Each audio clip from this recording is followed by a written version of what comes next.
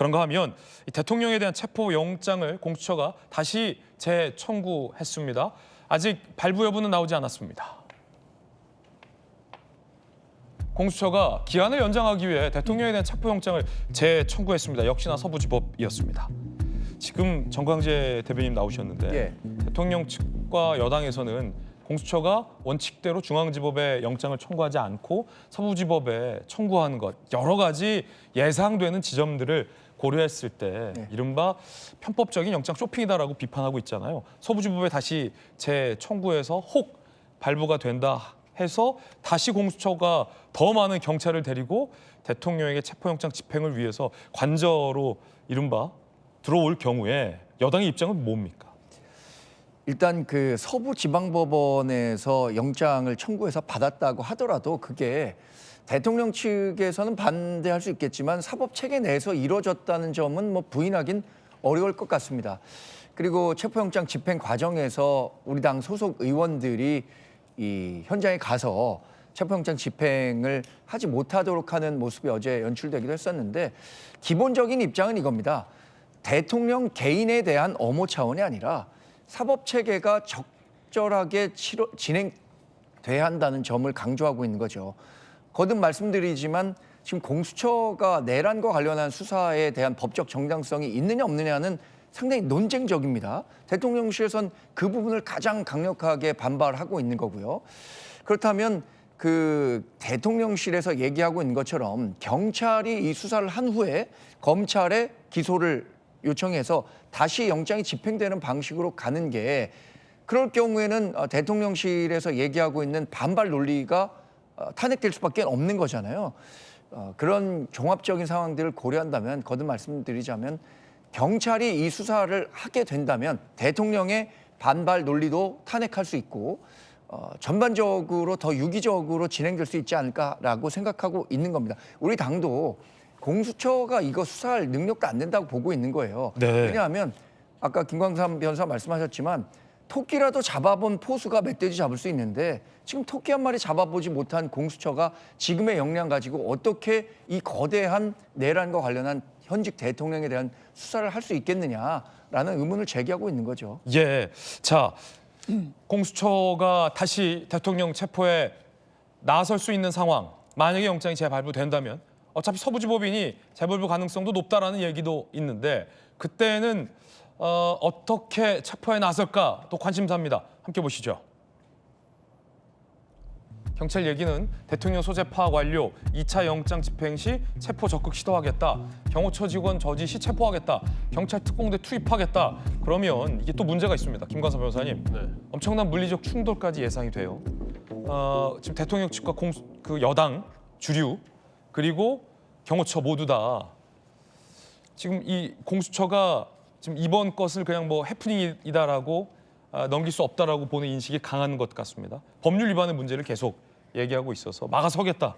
경호처법에 근거해서 라는 입장인데 경찰은 이번엔 경찰 특공대 투입해서 경호처 직원도 다 체포하겠다라고 한다면 관저 내에서 이 엄청난 이 물리력의 충돌 또 조금은 우려되는데 어떻게 보십니까? 일단 가능성이 없지는 않아요. 예. 그런데 이게 원래 1차 집행, 2차 집행 이렇게 가게 되면 사실 집행은 갈수록 어려워집니다. 왜냐하면 방어하는 측에서는 뭐가 자신들의 뭔가 뭐 단점이 뭔지 이런 것을 다 보강할 거 아니에요. 그렇죠.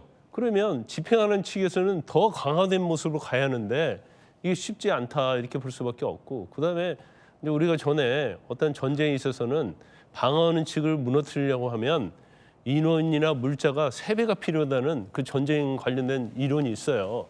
그렇기 때문에 과연 이번에는 더욱더 어려워질 가능성이 크다. 그런데 이제 의지 자체가 지금 공수처의 의지가 있는 것이 아니고 지금 결국 경찰과 협조해서 영장을 집행할 수밖에 없지 않겠습니까?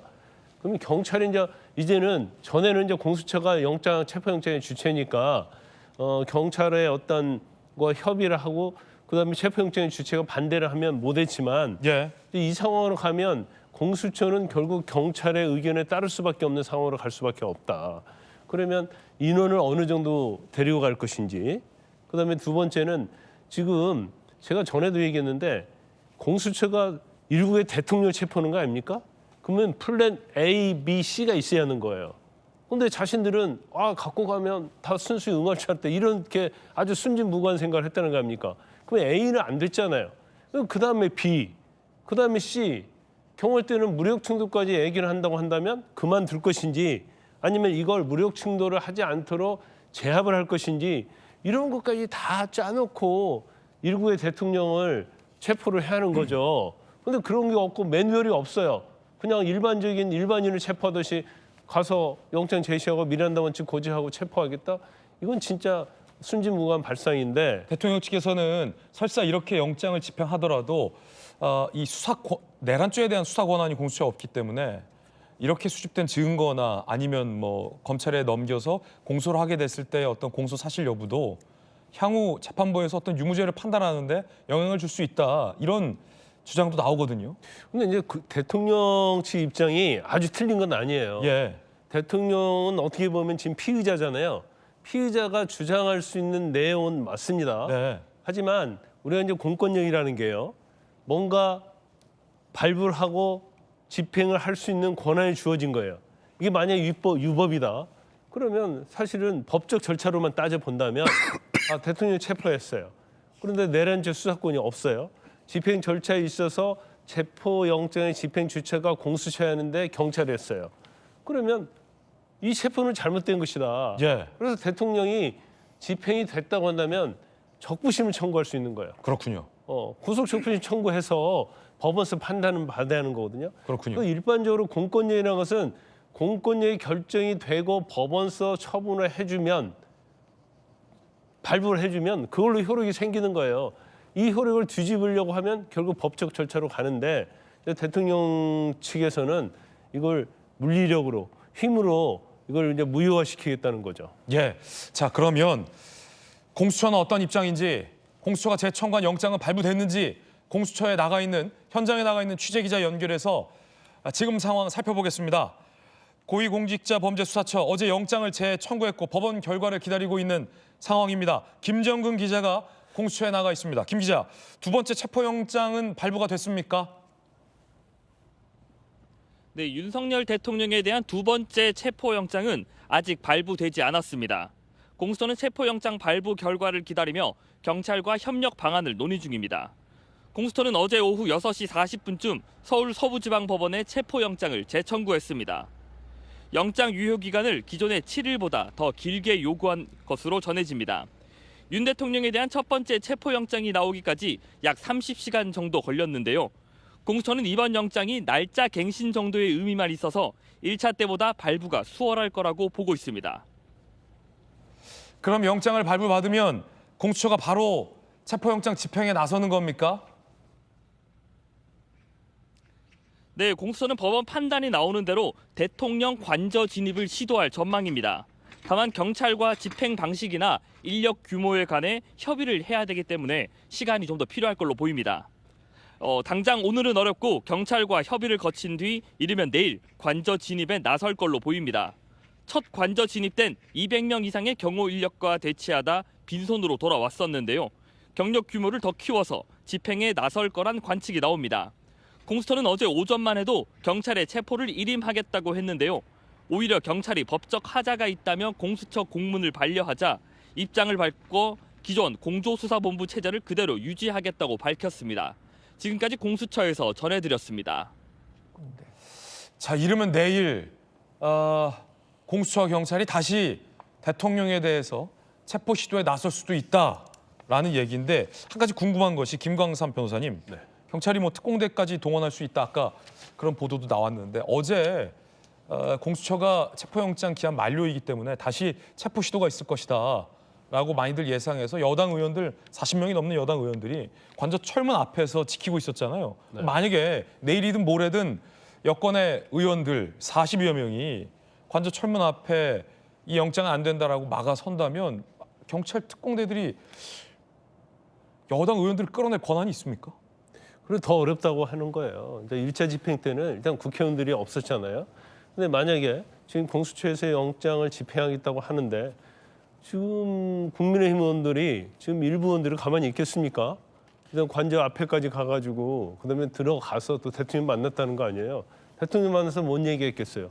저희가 반드시 지켜드리겠습니다. 그런 얘기했을 가능성이 크다 이렇게 봐요. 그러면 국민의힘 의원들이 저 안에 들어가서 같이 공수처의 집행을 막을 때 이걸 또 어떻게 하냐. 이것도 일종의 집행안경 시나리오에 들어가야 하는 거거든요. 그래서 물론 뭐 국회의원들이 이걸 저지할 때 무기를 들고 하는 건 아니죠. 그래서 어떻게 보면 경찰이랄지 공수처 입장에서는 이걸 저지하는 것은 어렵지 않아요. 근데 가장 중요한 것은 이제 경호처 어떤 직원들, 이제 소속된 군인이랄지 경찰들과 어떤 충돌 가능성이겠죠. 그런데 이제 그러한 부분들에 있어서도 어떻게 할 것인지를 지금 공수처는 이런 체포영장 집행해본 경험도 없고요. 그렇기 때문에 이건 경찰의 의견을 다 들어서 할 수밖에 없어요. 그러면 이걸 일단 들어가기 전에 모든 걸 협의가 돼야 하는 거고 또 경찰의 의견을 들을 수밖에 없고 체포영장의 주체는 공수처가 되지만 실질적으로는 이건 이제 경찰이 하는 거거든요. 그럼 이거 갖고도 또 법률적으로 또 논란의 소지가 있는 겁니다. 그래서 지금 여러 가지 사안이 지금 복잡하게 얽히고 설키고 있다 이렇게 볼 수밖에 없고 그다음에 이제 사전 구속영장 얘기가 나오는데 예. 자, 또 이것도 공수처 정말 비판을 너무 많이 해서 하고 싶지 않은데 네.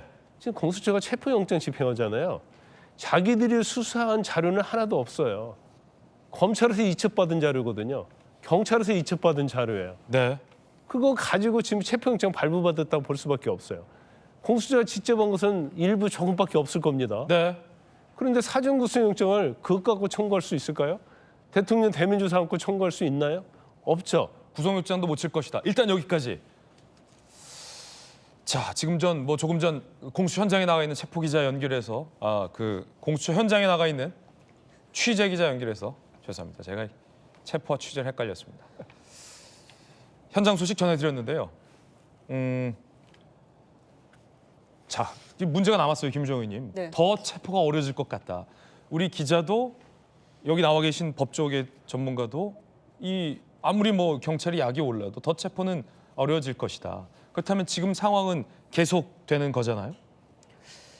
근데 이제 이 모든 문제의 원인은 대통령이잖아요. 여당에서는 이 모든 문제의 원인은 공수처를 졸속으로 만든 야당에게 있다라고도 하던데요. 아니 공수처가 물론 오락가락하고 비판받아 마땅한 소지가 있지만 그렇다고 해서 지금 국민의힘에서 대통령이 지금 수사도 안 받고 저렇게 버티고 있는 것 거의 관저를 요새화했다는 거 아닙니까? 철조망까지 막 쳐가지고 네. 이게 무슨 휴전선입니까 지금? 그런 상황에서 국민의힘이 지금 공수처만을 탓하는 거는 문제가 있고요. 그리고 지금 거기 40명이나 되는 의원들이 가서 뭐 체포 방제 막겠다고 지금 저러고 있으면서 공수처에 대고 얘기하는 거는 말이 안 되는 이야기고요. 거기 지금 비대위원장, 원내대표 모두 다 이 검찰 출신 법조인들 아닙니까? 그런데 법원에서 적법하게 체포영장이 발부가 됐는데 거기 물론 이의가 본인들로서 있다고 쳐요. 그건 나중에 따질 문제지. 대한민국 모든 국민은 5천만 국민은 전부 다 법원에서 발부한 영장에 따라서 체포 영장이 발부되면 거기에 따를 의무가 있는 거예요. 그런데 하물며 내란 수괴 혐의자가 거기에 안 따르고 저렇게 지금 버틴다? 경호처에 둘러싸여서 이걸 어떻게 국민들이 납득을 하라는 얘기입니까? 그리고 공수처가 처음에 준비를 철저하게 해가지고 갔었어야 되는데 그렇게 못했어요. 그건 실전인데 무슨 역량 강화 훈련하듯이 들어가가지고 안 되네? 그러면 역량이 부족하다고 본인들이 어제 시인을 할 요량이었으면 경찰이 경호처장부터 체포하고 들어갑시다라고 했을 때 경찰 말을 들었어야죠. 역량도 안 되면서 왜 말도 안 듣고 지금 와서 경찰이 잡아와봐 이런 얘기를 한다는 게 말이나 되는 이야기입니까? 네. 그래서 저는 오늘 체포영장이 다시 저는 발부될 거라고 믿어요. 왜냐하면 영장에 대해서 이의 신청했지만 판사가 조목조목 거기에 대해서 반박하면서 기각을 시켰잖아요. 그 체포영장에 대한 이의 신청을 대통령 쪽에서 했을 때. 그렇기 때문에 영장 발부가 되는데 철저하게 준비해서 아니 상어 한 마리가 몸집이 커도 정어리떼가 정말 수천만 마리가 함께 덤벼서 몸집을 불리면 상어가 도망가거든요. 그런 것처럼 저는 경찰 특공대든 무엇이든 아니 2009년에 용산 그 철거민들한테는 경찰 특공대까지 투입해가지고 강경 진압, 폭력 진압 했었잖아요. 왜 경찰 그 역량을 이렇게 지금 불법을 자행하고 있는 내란수계 혐의자에 대해서는 못합니까? 저는 얼마든지 1,000명, 2,000명 투입하면 가능할 거라고 생각하고요. 네. 두 번째는 반드시 해내야 된다고 생각합니다. 언제까지 국민들이 그 관저 앞에서 날밤을 지새우며 추위에 떨어야 됩니까? 이게 말이 됩니까? 어제 저 관저 앞에 나가 있었던 여당 의원 중 한 명이 박충원 의원을 관저 앞에서 저희가 생중계로 이 모닝콜 전화를 드렸었는데 대통령을 만나진 않았다. 다만 이 공수처의 체포 시도 자체가 불법이니만큼 여당 내 탄핵을 찬성하든 찬성하지 않든 이 앞서 정광재 대변인이 언급한 것처럼 이 불법성 논란에 대해서는 저지를 하겠다라는 뜻을 밝혀왔습니다. 과연 공수처와 경찰이 다시 체포를 시도할 때 이른바 경찰이 공언했던 대로 경호처장조차 체포는 할 수 있을지에 대한 회의적인 의견도 나온 만큼 계속 향후 지켜봐야 될 것 같습니다. 자, 대통령 측 입장도 나왔는데 석동현 변호사 이야기예요. 들어보시죠. 대통령께서는 기본적으로 이 사태의 처음서부터 법치주의가 정말 훼손되고 지금 무너지고 있다는 점에 대해서 많은 걱정을 합니다.